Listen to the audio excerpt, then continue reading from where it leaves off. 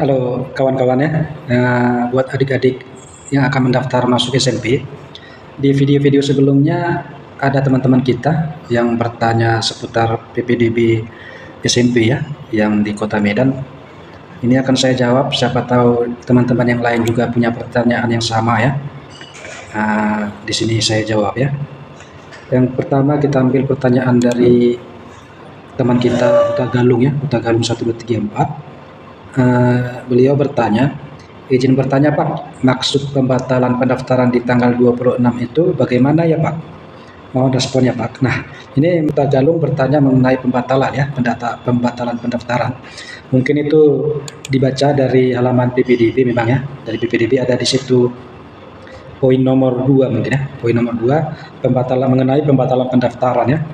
Nah, jadi buat semua ya, jika punya pertanyaan yang sama, ini pembatalan ini dilakukan ketika kamu akan pindah jalur atau pindah sekolah ya. Dan itu bisa dilakukan ketika pendaftaran kamu sebelumnya sudah diverifikasi dan kamu berencana ingin pindah sekolah, dan itu terakhir kamu mengajukannya tanggal 26 ya. Nah, kita lihat halaman PPDB-nya ya. Jadi ini kawan-kawan. Jadi kalau berkas kamu sudah dianggap lengkap, ya, akan terverifikasi dan nomor formulir cetak pendaftaran di situ tersedia ya. Dan teman-teman perhatikan di bawahnya, di situ tertulis apakah Anda ingin membatalkan pendaftaran jalur prestasi. Nah, ini teman-teman. Jadi ini halaman ini muncul ketika pendaftaran kamu dinyatakan lengkap ya. Jadi kalau kamu ingin berpikir pindah sekolah atau pindah jalur di sekolah yang sama, kamu harus mengajukan pembatalan pendaftaran di sini.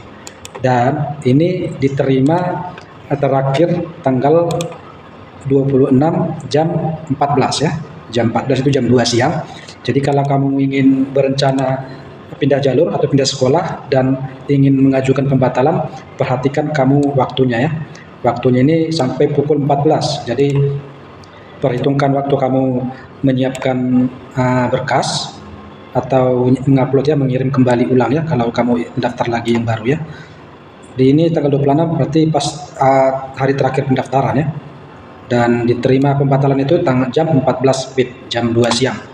Nah, itu artinya jika kamu ingin pindah jalur atau pindah sekolah. Nah, seperti itu ya. Seperti itu Bang Uta Galung ya. Terkait pertanyaannya mengenai pembatalan pendaftaran ya.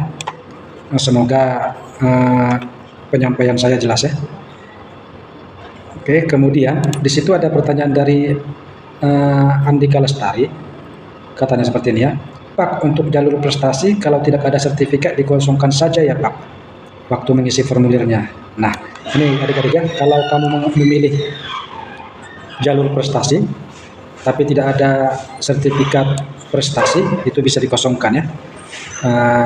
Dan kamu bijaklah memilih jalur, karena kalau tidak punya sertifikat prestasi pastikan nilai kamu itu tinggi ya, karena sertifikat itu akan menambah poin nantinya.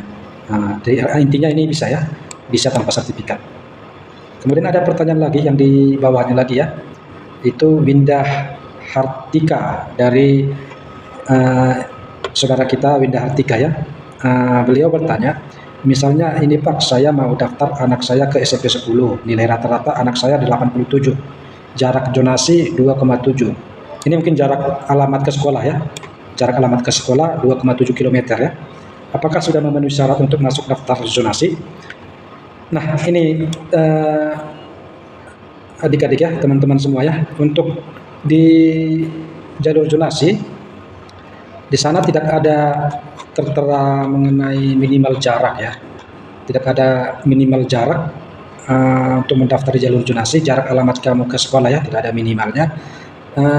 Itu nanti pastikan jarak kamu dekat ya, dekat, dan nantinya itu akan disaring pendaftar yang memiliki jarak terdekat ya, jarak terdekat nanti yang disaring.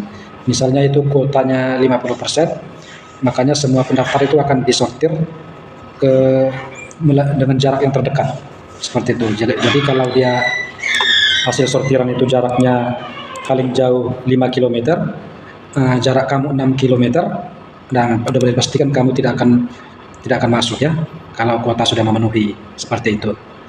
Nah, semoga jawaban pertanyaan dari Winda Artika bisa dipahami ya, seperti itu ya. Kalau untuk nilai 87, nilai rata-rata 87 itu sudah memenuhi ya. Artinya di zonasi di situ tidak ada minimal nilai di sana dibuat ya, kecuali kalau prestasi. Oke ya. Nah, seperti itu adik-adik ya.